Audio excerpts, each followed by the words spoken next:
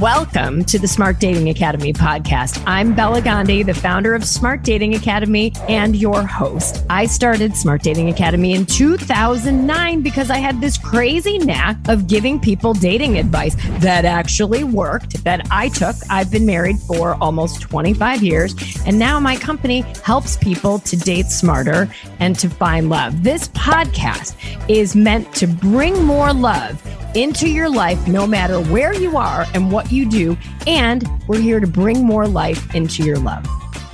Smart daters, welcome back to this week's podcast. And we're going to talk about the real reason real relationships fail. And I have with us an amazing guest that we've been talking before we got recording. I'm like, oh my God, I just want to jump through the screen and go have, a cup of coffee with you. Dr. Abby Medcalf. So I'm going to call you Abby. Yes. She's a psychologist, a relationship maven, an author, a podcast host, a TEDx speaker who's helped thousands of people to think differently so they can create connection, ease, and joy in their relationships with the people you want, but also with yourself. So Abby, welcome to the Smart Dating Academy. Thank you. I'm so excited to be here. I'm right. We were already vibing, so I'm ready to let's change lives. Okay, let's change lives. Go. What's the real reason relationships fail? Let's go there. Let's jump in. And because, for years, I've been doing this now 40 years, working with people in various settings. And I always hear the number one problem in my relationship is communication. That's right. That's what people say. And I have to tell them that's not correct. That the number one problem in your relationship, when you get into a relationship with someone, the biggest problem is actually competition. So we keep score. We keep score. So even in the very early dating, right? Did he text me last? Do I text him? Did someone pay or not pay? We're keeping score. We're keeping score. We're watching what they're doing, deciding what we do. We think about, well, I don't want to say I love you first. I want them to say I love you first. Over and over. And then when you get in the relationship, well, oh, you went out with your friends on Friday, so I get to go out with my friends on Saturday. You spent money on this, so I get to spend money on this. When you have kids later, it's like you took Sophie to baseball on Monday. I'll take Jack to piano on Friday. I'm telling you, we compete for time. We compete for love, who's showing it, who's not, how. And that is the problem. When you are with someone, you are on the same team. It is one team. It is a shared battery. And if you start seeing someone as and it especially happens when we're dating, we're guarding our hearts. We're waiting. There's a lot of waiting I've found with my clients. Oh, yeah. First of all, when you said competition, it's the first time I've heard it so explicitly. And at first, when you said it, I thought, how so? And then when you say it, you boil it down, it's so true. Even I've been having conversations with my clients this week about, well, I make more money than he does. I feel like he's getting an upgraded life if he's with me. I'm like, oh, shit, it's all a competition. Yep. I can say, I've been guilty of it in my own 27-year marriage. I'm doing more across the board. Yep. I'm leading. I'm making money. I am picking my kids. I take the emotional load and I get resentful sometimes. Yep. And when you said that, I was like, oh my God, mic drop. Yay. Whoa. So think of that, right? Think of how that shows up over and over. How even I love the money one because I get that too, dealing with people. I always say this to women especially. I think we're mostly talking to women, although I know men listen and are out there too. When you make a list, this is anybody, when you make a list of your perfect person, right? Here's my dream person. No woman I've ever met has mows the lawn well on there. makes, even how much money, sometimes women, people will put makes X amount of dollars. They will, but it's not usually the first thing. And if it is, you're in some trouble, and you know that. But even if it makes the list, so what do we have on that list, right? We have qualities. We have always has my back. I hope you have that, by the way. Even when we fight, I know that they respect me. They always speak in a loving, often speak in a loving tone. We fight fair. They're compassionate. I know that I'm number one in their lives, so they think of me first. Right? These are the things we write down. But then we start getting weird. The competition phase, we don't. That's not what we're looking at. So when you think of that, I have this story where my tire was flat on my car, right? And New York City girl, I was like, I didn't understand really how to fix that. I didn't know you just put air in it. I didn't know. You just put air in the tire. I didn't even know. And Gary's like, you need to get that, it's unsafe to drive. He kept kind of reminding me.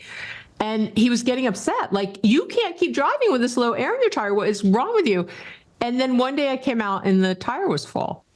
And I acted like he split the atom. You don't even know. Like, I thought this was the biggest thing that ever could have been done, right? Now, how long did that take him? Not very long.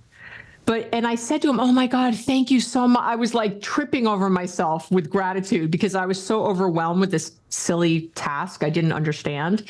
And I said, what made you do it? He said, I started remembering how competent you are. He goes, you are like the most productive person I know and one of the most competent people I know. So I knew if you weren't doing it, you probably didn't know how easy it was to get done. Like, you didn't get it. And I realized all the times I was telling you to do it, I could just go do it for you. And so I just did it. And that is value. That is more, right? That is more than how much money he makes, how much he gets the kitchen counter perfect, when he's cleaned the bathroom, he's left a full garbage can because he somehow didn't notice it, because this is what happens. He's a guy. Right? But we overlook these things all the time. And I'm going to talk about why from a brain perspective, because when you see, okay, let's just go there. When you realize why, you think you're seeing something and you're not. And there's really three things at play. The first thing is something called our reticular activating system, or RAS for short. And this is part of your brain. Everybody has it, the base of the four basal ganglia, blah, blah, blah.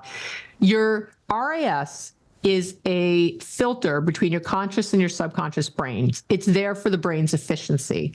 So everyone knows what this is. It sends messages from your conscious to your subconscious. Things you're thinking about, it tells your subconscious to look for it. And everyone knows, if they've ever thought of buying a new car, you see the car everywhere. Do you know what I'm saying? Like, just thinking about the car, you're like, oh my God, there's white BMWs everywhere. Whatever you liked, that's all you see.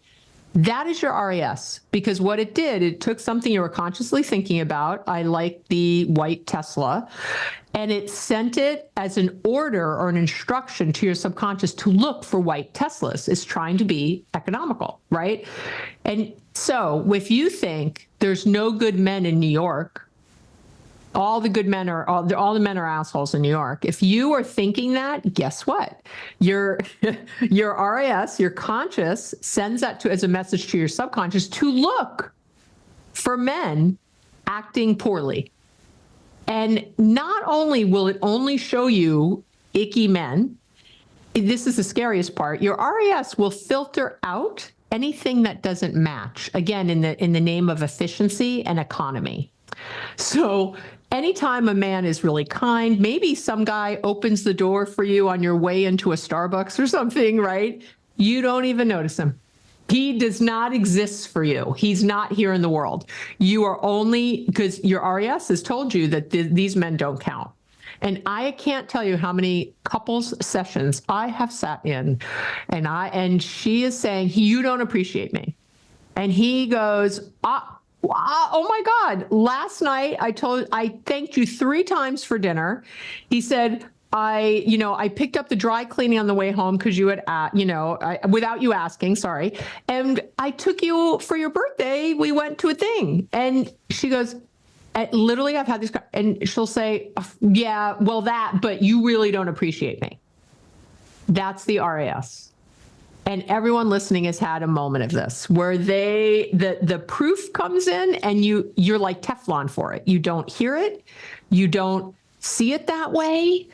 And you think you're seeing the truth, but you're actually seeing a skewed version of what your brain will allow.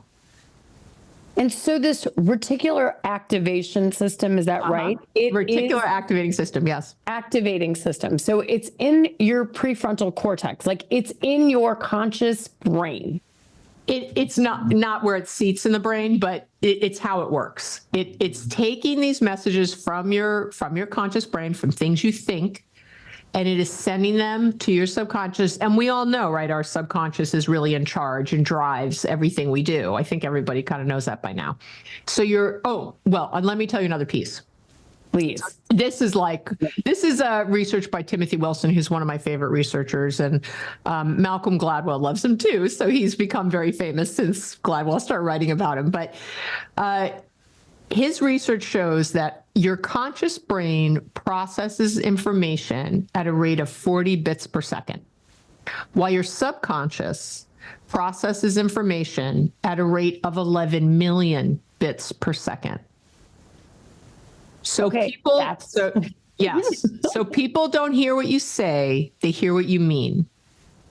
So when you're on a date and you think, oh, I'm so nervous, I'm anxious, is he going to like me? I don't know. Is she going to think I'm handsome? Or, oh God, I got to talk about, this thing, or I've been divorced twice and I don't want to talk about it. Whatever you've got on your brain. Okay. What happens is you sit down, but consciously you're like, okay, this is going to be great. And we're going to really get along. And I'm really, you've probably pumped them up and they're ready to go. Right. And they sit down, but that 11 million, the doubt, the worry, the anxiety, if that is at all there, truly there, that's what the other person picks up on. So you're saying all the right things and they're hearing them, but they're getting a funny feeling. They're getting it doesn't match, right? They're getting these words that seem like you're together and whatever, but you're hiding something clearly. And I can't tell you how many men and women I've had say to me, yeah, he or she was really nice on the date, it went well, but I don't know, there was something. I feel like there was something. And like they were hiding. I hear that a lot, by the way. And this is it. They're not hiding necessarily anything, but that you're picking up on the 11 million bits. Everyone has walked down the street and seen somebody coming at them, really women, I should say, have seen someone coming at them, and you got a funny feeling. And you like moved your pocketbook to the other side, or you crossed the street. They didn't say anything to you. They maybe not even looked at you, but you had a feeling. That's the 11 million bits. Or someone in the office is talking great and saying all these wonderful things, and you're like, that guy's full of crap. I don't believe a word they say. 11 million bits. Your 11 million is always operating. So if you're not fully aligned, if your belief system is, there's no good people out there, no one's going to really want me because of X, Y, and Z, all men suck, all women are gold diggers, whatever. Any belief, and which is just a thought you've had over and over, which I know you teach, it's just a thought you're having over and over. It's not true. But any belief you have like that, your subconscious is driving that feeling associated with it. We feel the way we think. So anywhere that's a thought, those feelings are present, and people pick up on the energy. And so before you go on any date, before you walk in with anybody, it's not just about hyping yourself up, which is a nice thing to do, of course. It is about truly aligning what you believe with, what you're walking into. But I think people are often, you probably experience this. Don't you find that a lot of times people are like afraid to hope? Yeah, because they don't want the disappointment afterwards. Right. Right. And so let's say you are an anxious person, and let's say you have these messages. My picker is bad. I'm not good. I'm too old. I'm not attractive enough. Now, you're hyped up and you've put your good playlist on and you've got your red lipstick on and you're feeling, you're doing everything you can. So what you're saying is, if you actually are thinking to yourself, I'm not good enough, I don't know if this person's going to like me, that's what they're going to pick up on. Yep. So there's going to be dissonance. Yes. Like something was just a little off. That person. Yep. And you felt it yourself on your date, right? You've been there, you've been sitting there, any of your clients or people listening, it's like, I've been on this date and we're really having something, but then I don't know, or he was avoiding a subject, or she didn't give me a full answer on this, and we read a lot into it, right? We have like, we're like NASA scientists getting the shuttle home, we're like, oh, what does that mean? And I don't know. And I got to figure it out. And, we're really going after it. And instead, if you can just allow, your real job prepping for anything, any dating and at all, is to look at your beliefs and create new ones. So, yes, there's a lot of men who aren't right for me, and there's literally billions of men in the world. Like, there's definitely men who could be right for me, and do you know what I mean? Or there's a lot of crappy women, maybe, but there's a lot of great women. Of course there are. Like, something, or everything is figure outable, or anything I put my mind to, I generally have achieved in my life. But the bigger piece is to be willing to risk love, to be willing. And when I say love-based, like, I think of love-based emotions, to be vulnerable, to be open, to be kind, to be compassionate, to bring it first and not wait. Stop waiting. Put it all out there. Put it out. At least they'll either like who you are or not, but better to know right away. This idea that we just only put out these certain parts. Now, I'm not talking about the boundaries of what you talk about. Don't get me wrong here. So, we're not. You're not advocating for TMI. I am not advocating for TMI. And that's what's so important. That's what people think for a minute. I'm talking about going in with your full open heart. That is a different thing. No relationship ever in the history of relationships was made better by fear. Not one. You can't have a love relationship based on fear. Like, it's just not going to happen. So why not start off at the very beginning with this candor, with this openness, with this willingness, with this hope, with this sense of fun, with this sense of playfulness, with, that even if you're telling yourself first, you know what, I have a wonderful full life, and I hope to add someone that would be so great. And I'm really okay on my own too. Like, what if even that was what you said when you walked in? The top of my website says, be with someone who makes you happy. And the with is crossed out, be someone who makes you happy, be there in that energy when I'm coaching clients. Like, that's a lot of what I'm talking about. What are your beliefs? How do we shift them? Because that is how, and it's so funny because my own story, which I was sharing with you, I've met both of my husbands, but only one at a time, not to worry, on both great men. I have an excellent relationship with my father, my kids, my ex, both very long-term relationships with these wonderful men that I met online, that I met that way because I believe differently about relationships. And so I have had great luck. That's what people always say to me. Well, you have just really good luck in relationships. I'm like, not really. What does that mean? I don't even know what that means. I believe in love. I am not afraid to risk. I'm not afraid to go out there. And so that makes a difference with who I meet and how we meet and what I'm open to. So, Abby, give us a new belief. If there's a woman out there who is settling for mediocre treatment in her relationships, right? What does that ultimately mean? It means that in her subconscious, she feels like that's all she's worthy of. Exactly.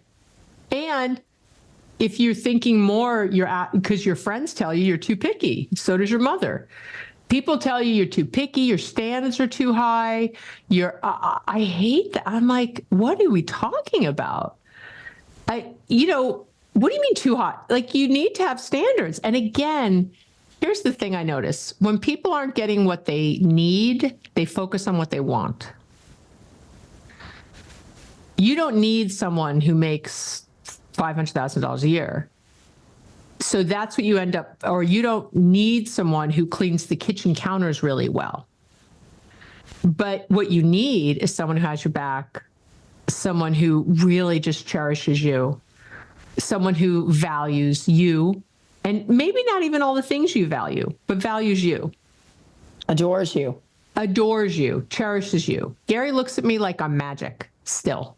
Hung the moon. Hung the moon. So that's it. But then you focus on, but he doesn't have the money, or he's not tall enough, or he's not this enough, or do you know what I'm saying? We end up focusing on these things because we're not getting that feeling. And then it looks like we're too picky. Because if you told anyone, well, I'm just really holding out for someone who really holds me in high regard, no one would say boo to you. No. No one would question that. And what do you say to the person who is not being picky and is settling for this behavior, right? And thinks, well, it's not so bad. No, it is bad. And every person in their life is saying, you need to end this. Yes. And it's like, well, I can't end it. I mean, I'll end it when blah, blah, blah, or when someone better comes along. Someone better is not going to come along. Not going to come along. There's no room. I'll end it when I lose 50 pounds. I'll end it when it's like, hold on. What do you tell that person? What's the belief? Yeah. So it's right. It's that is really connected to our low self-worth, right? And to, where else are they settling in their life? So for me, with those folks, I do have them write a list but it should be no more than 3 to 5 things. And I have even like a little worksheet. Maybe we'll make sure you have that, or you probably have something just like it, but where I have like what I want in a love relationship. And it's just a short sheet where I know you already do this, but I'm just getting very clear with people on what their standards are. What is the thing that makes you feel safe, makes you feel secure? What is this person saying to you? How do they act with you? You need to feel secure in yourself, obviously, first, but to really get clear, I can't tell you how many people I have who just aren't really clear what it is they really need. They know all kinds of things they want, but they don't know what they really need. What is that thing for you? I call it your deal breaker. Your that thing at the bottom of it all. And for me, it's the team. Like, you've got my back no matter, even when you don't agree with me, and especially in public for me. Like, if we're ever out and, you disagree with something I'm saying or something else that you don't, or if someone's I've been in situations where, someone from another couple was teasing me, and like, Gary did not play that game. Do you know what I mean? He was not like, he's not going to pile on. Yeah, no, in a million years. Or my mother had said some things to me, some icky things. And Gary's like, I don't know what you're talking about. Like, just shut it down. Like, that's a person that always has my back, right? And maybe later he'll say to me, I didn't love this or that, or, how can we do that different next time or whatever, but never in the moment, never in that. And that's that feeling for me. All else can go away. All else can be gone. That's what I need, because then I'm good. I can be vulnerable. I can put all myself out there. And there are other nice things. Gary does happen to be 6'4" and has a great body. Like, it's all very nice, but I need that other stuff. So what do you need? That's what I have there. Like, what do you need? Not what do you want? What do you need? And do people have a hard time answering? Yes. Very much, which is why I have a little worksheet for it, because I usually ask questions like, when you by identifying what really has been a deal breaker the other way for you, you can often identify what you need. So I'll say to people, when you have left a relationship in the past, or when you have left a job, sometimes it's a job, even if you didn't quite quit that day or moved your stuff out that day, what was it that was like the straw that broke the camel's back? What was it that was the thing that you thought, no, I can't do this another day? Do you know what I mean? There's something. There's always that inflection point. Exactly. And when you know what that is, you can often just have the opposite. It's the reciprocal of that. Exactly. So for me, it's ever a feeling of being betrayed in some way. Like, some feeling of being, when I did the worksheet for myself, it was like, oh, if I feel betrayed, like you don't, and I was able to come up with the words like, oh, you don't have my back. And it's like, oh, that's what I need. Right. So you can do it the inverse way too. That's true. I was thinking about a relationship I was in on and off again, when I was younger, before I was married. And what was the deal breaker? It was, you lied to me. Oh, there you go. Done. And that was it. And that was it. Never look back. See? Never look back. Honesty is really important. Yep. And I will tell you, with honesty, I always tell, it's interesting when we break down trust, right? The concept of trust in the research, what we find is that there's three things that make up how we trust someone. And that is goodwill. So in other words, that we think they have our best interests at heart. Integrity, that's the honesty piece, that they are honest, that they say something and that's what it is. And always remember, it's also honesty with feelings, that someone doesn't say, are you okay? Oh, I'm fine.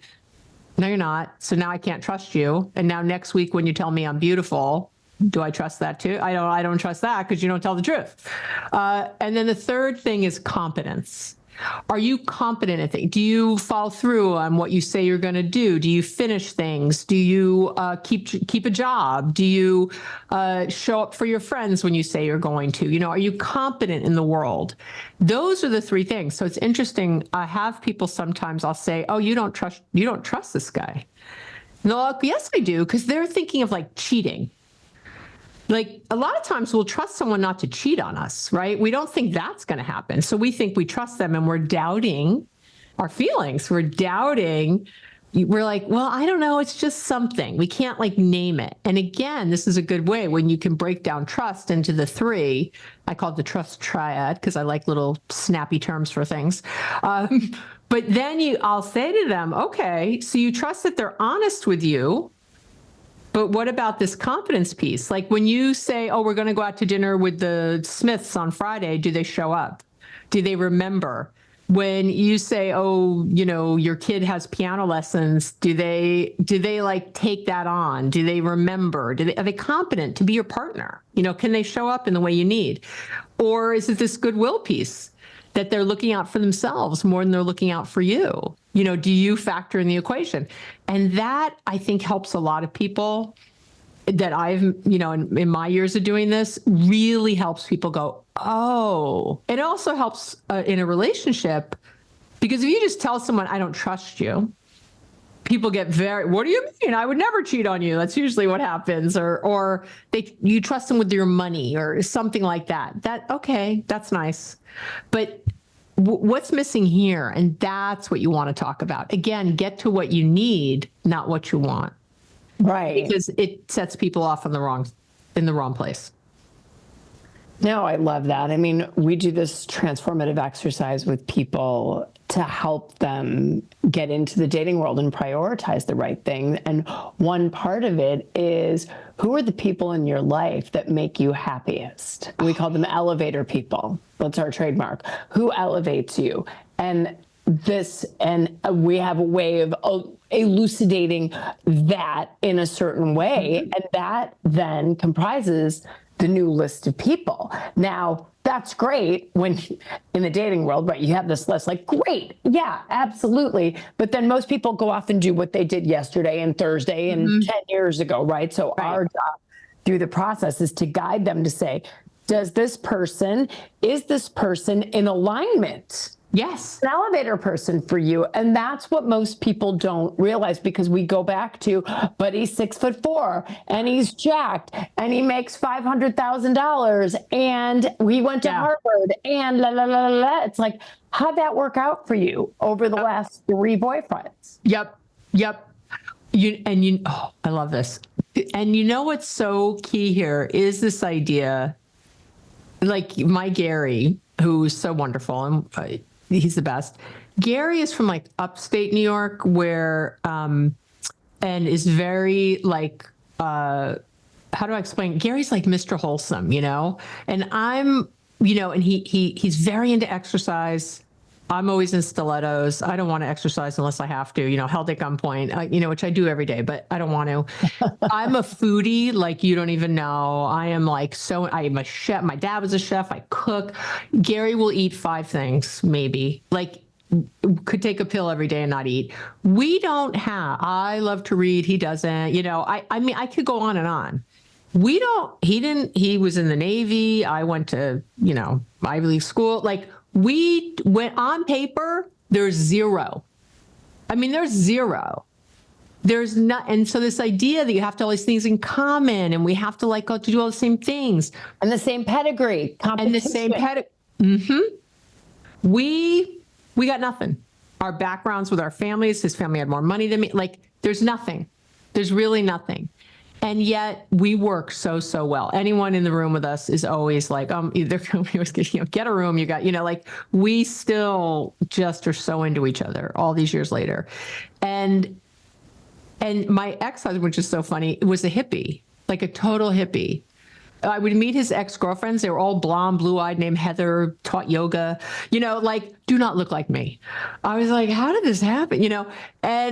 But because if you just go with this idea of who you're supposed to be with or having all these things in common, what you have to have in common for sure are your values. I think your humor is the number one thing you have to have in common, like this sort of the same sense of humor and this ability to want to have fun.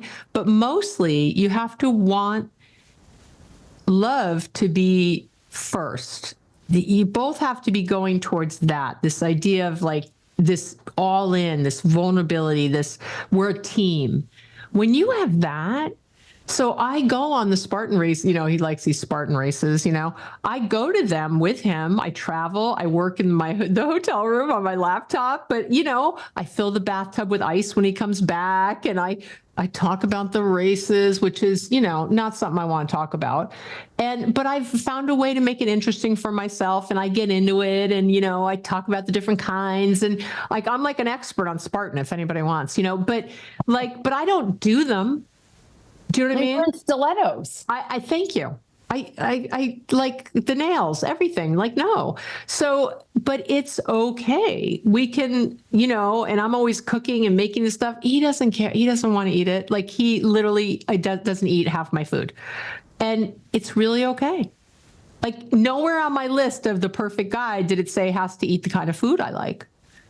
And I have girlfriends who ask that. They're like, oh, don't you miss going out to nice restaurants? I'm like, I go out with friends to nice restaurants. Like I do it. Or he'll come along. He's so sweet and he just won't eat. He'll like hang out with me. He'll get himself a beer.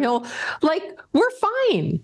We are fine because we could talk all night, So do you know what I mean? Get rid of this idea of what the checklist is, or really look at your checklist and make sure that it's not. I think people rely on the things in common thing because they don't have anything else. They don't know what to do. We're never taught how to do this, right? We think common interests, common culture, common religion reduces friction, right? And that's, a wisdom of ages and generations. Like if you're Jewish, marry someone Jewish, marry someone Indian. It just makes it easier, right? But does it? Yeah. There's other things that make it easier. Yep. It's not that stuff. It's really true. It's really true. And you do have to find a place to agree on things. And you could never be with someone who both my men were not Jewish like me. So, we had to agree on stuff. How do we want to raise the kids? What do we want? Do we have a Christmas tree in the house? We had to agree on things. But that's part of the conversations you have, by the way, before you get married. I can't tell you how many people I have who get married and then start to have these conversations. But, and no, you don't have to have them on the first date. Because the other thing that happens is that as you get to know someone, because I have clients, they'll say, well, I just need him to know he's Jewish for the first date. If he's not, then he needs to know we have to raise our kids Jewish. And I'm like, you don't even know what you're going to want if you fall deeply in love with someone. I would have said that too. Like, my kids have to be raised Jewish, like, without a doubt, this is what I need. And if I had had that conversation too early, I never would have had my children with their dad, because he would have been like, no, but we found such a great way to raise them together. When you're in love and you start to work towards stuff and then you really get to know each other and the why behind it. Well, why is Judaism important to you? Tell me more about your religion. Tell me more about what works and what doesn't. You start to have rich, beautiful conversations. And from there, you figure out what the next thing is. 100%. And so don't get into that first, like, well, I'm only going to date X, Y, or Z because I know. You don't know. You don't know. Yeah. You don't know. Love it. 100%. I agree with you. Grew up child of Indian immigrants. Everybody's like, your husband's Indian, right? Because they assume that. I'm like, he's so white, he's pink, right? I mean, no, he's completely unexpected package, right? This is when I tell everyone, if you are looking for the things that matter to you, love can come in a totally different package than you anticipate. Yes. And it always does. Yep. Right? And see, look how the RAS works in that situation. Look how your 40 versus 11 million bits works in that situation. When you realize that you could open that up, right? That mindset, now your subconscious isn't only looking for guys at temple or mosque or wherever, right? They're also looking for them. You are noticing the man at Starbucks who might have opened your door. You are noticing maybe the guy that took the ticket for your car when you're going to pick it up. You'll start to notice different people. They'll start to come into your into your view. And you might think, oh, I don't know if I could date a guy who parks cars. Maybe he's finishing his medical degree doing that. You don't know. So if you just write them off, or maybe he's not, but he's like the greatest guy ever who's going to treat you like gold, and maybe you'll make the money. I don't know. Like, there's so many things that could happen when you're open and willing, but understanding what you really need. Amen. So it's not anyone. It's this. It's this. I love that. And let's talk about boundaries. I love boundaries. Okay, go. Tell us about boundaries. Boundaries Made Easy is your new book. Tell us about what does a boundary mean? Yes. Okay, because I think we bastardize this word all over the place. And I find, I'll go on my 30-second rant about the word boundaries. Sometimes I feel like it gives people license to be an asshole, because they're like, well, that's a boundary, so I'm going to say blah. I'm like, but that's not okay. That's not a boundary. Right. You're right. Oh my God, you're so good. So what I find is that people do that. They'll say, I have a boundary that no one can say X or Y to me. Or I have, or I told my mother I don't like how she's speaking to me. I drew a boundary. None of those are boundaries. Those are things you'd like. Things you'd like. I'd like my mother to talk differently to me. I would like you not to, call me a name. I don't know. Whatever it is. Those are just things you want. And so that's number one. Get rid of that. What a boundary really is when you take full responsibility for your thoughts, feelings, and emotions, and no responsibility for someone else's thoughts, feelings, or emotions. That's number one. So most people walk through life, I say, with so much love, but as victims. This guy, he trampled my boundaries. Well, if you had a real boundary, he couldn't have trampled them. You would have said no. Because a real boundary is, so you think again, it's very connected to this. And I do it in the book where I have you really get to what your deal breakers are. Oh, I can't wait to read this book. I'm really proud of the book. You get to what your real deal breakers are. And when you're there, like, I have a boundary that my partner always has my back, right? That's a boundary, but that's not even a boundary yet. That's a standard now. That's a standard you have. You have a standard that people treat you with respect. You have a standard that people are honest with you. Standard. The boundary is when you add teeth. The boundary is when you add what you are going to do if this standard isn't met by another person. That's a boundary. And 99% of people have no, I don't want to say consequence because you're not punishing people, but a response that you're going to have, some sort of teeth on the other side. I recently had a client who had told her family she lost a lot of weight.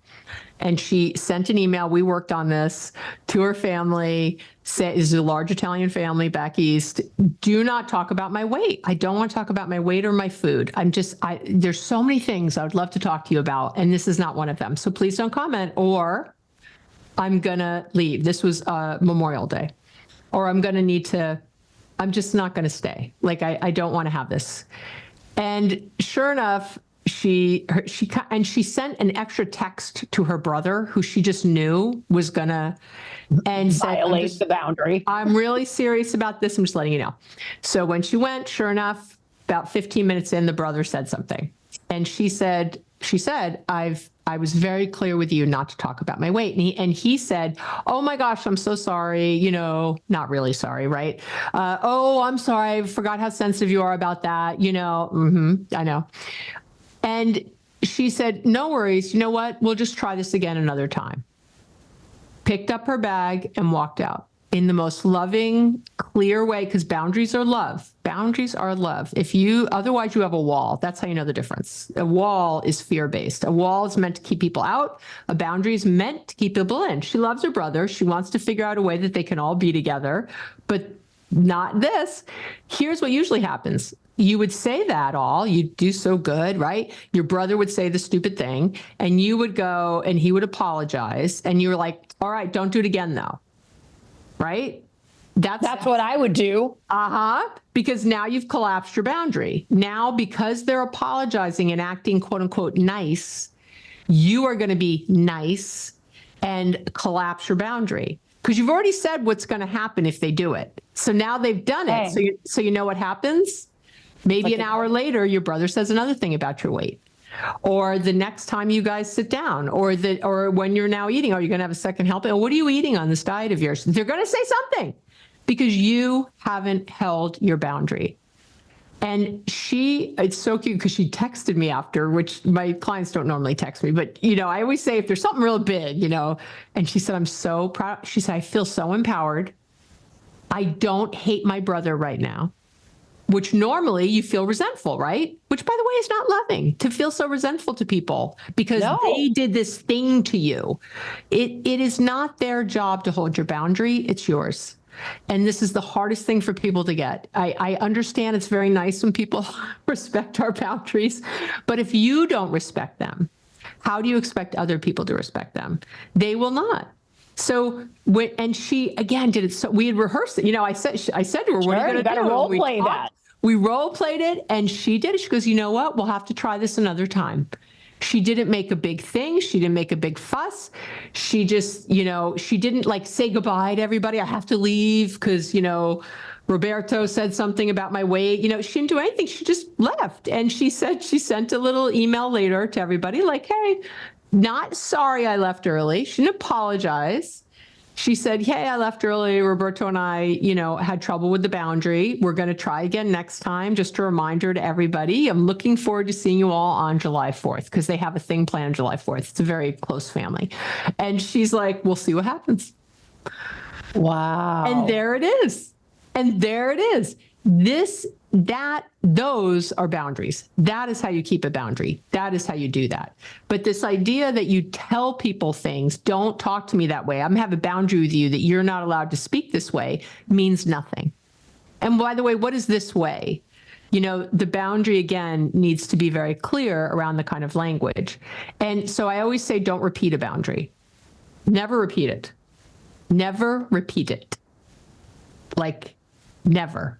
So if you say it once, that's why I say this over and over, because people don't hear it. They think, I have to give them a warning. It's like, no, you don't. If you've already told them sometimes we don't always announce our boundaries, right? So you might be somewhere and someone starts to, in this instance, maybe mention something about her food or something, and or her weight, and she could just say, you know what? I'm really not comfortable talking about my weight. My favorite shift, by the way, is to say to someone, I have a brother who likes to talk to me about politics, and we do not agree on politics remotely, but he likes to try to convince me that he's right. And so we love him. So when he does this, what I say, I say his name, and I have a few of them, so no brother knows who it is. I say his name and I go, there are so many things I'm so excited to talk to you about. This is not one of them. And I just jump into a new topic. How are the kids? Oh my God, let me tell you what Max did in baseball the other day. I just go with whatever I want to talk about.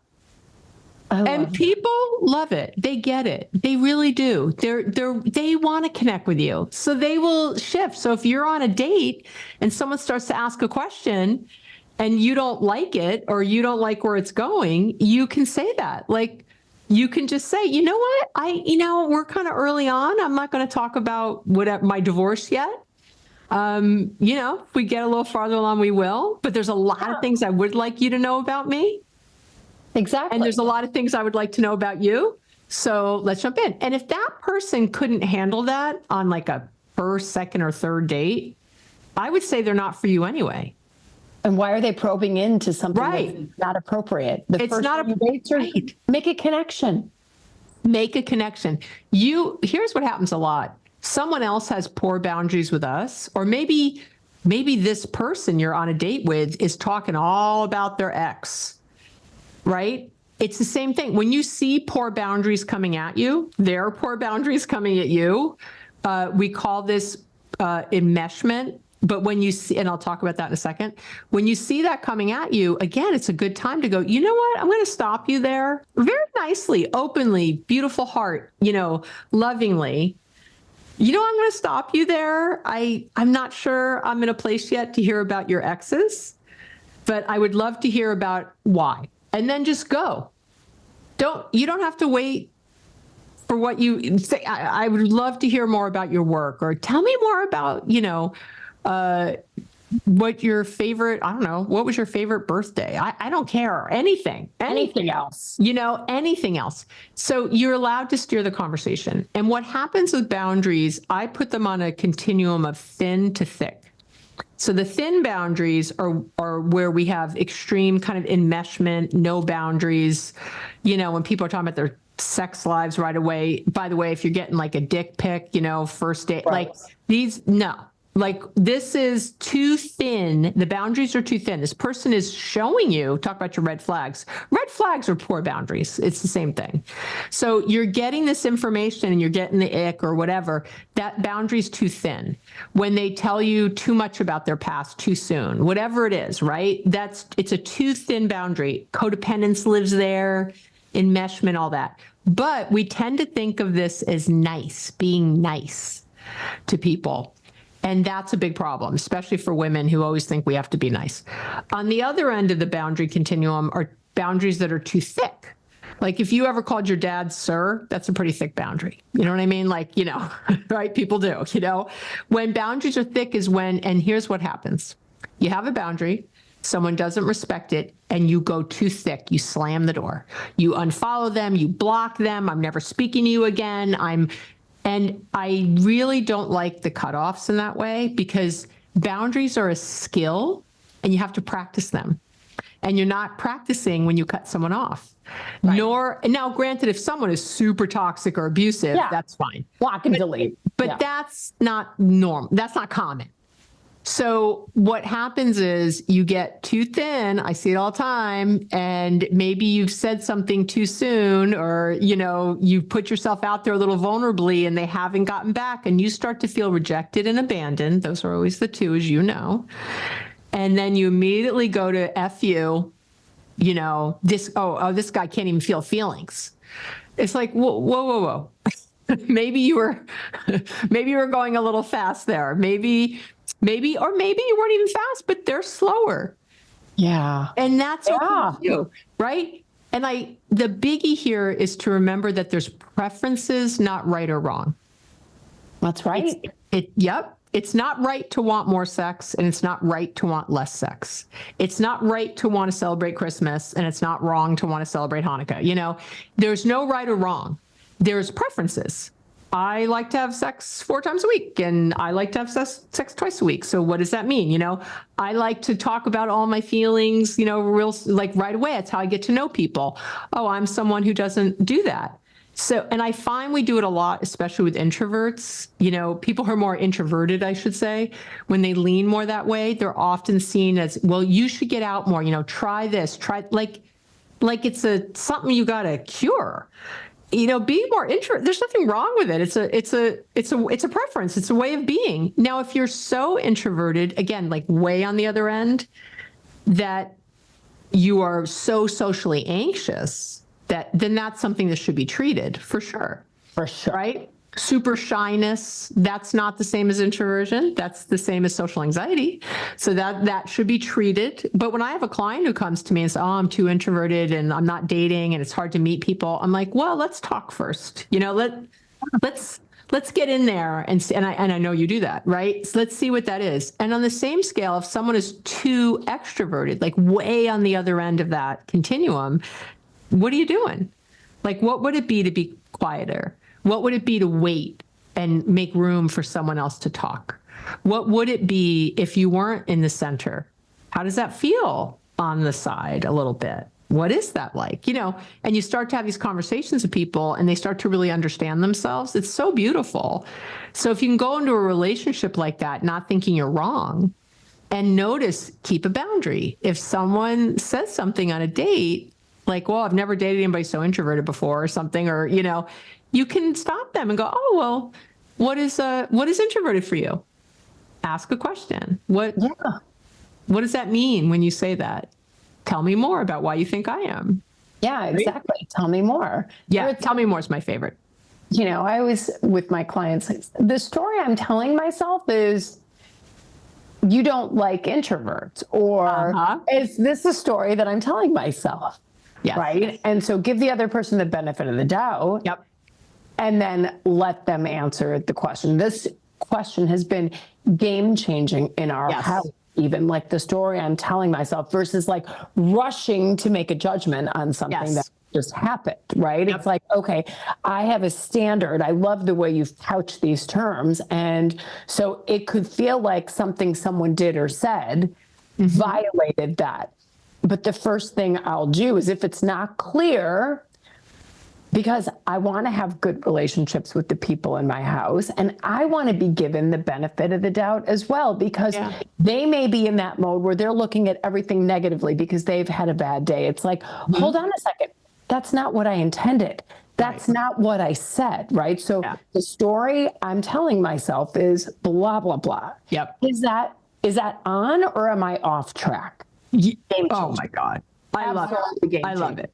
I love it so much. And I'm going to actually segue into maybe this last little thing, like this nugget for people to take away.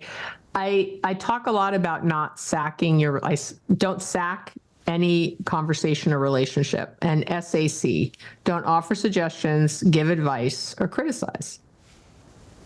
So if you went on any date and didn't offer any advice, any criticism, because it's a criticism to tell someone they're to something. That's a criticism. Like, you're judging it. You're judging what it is.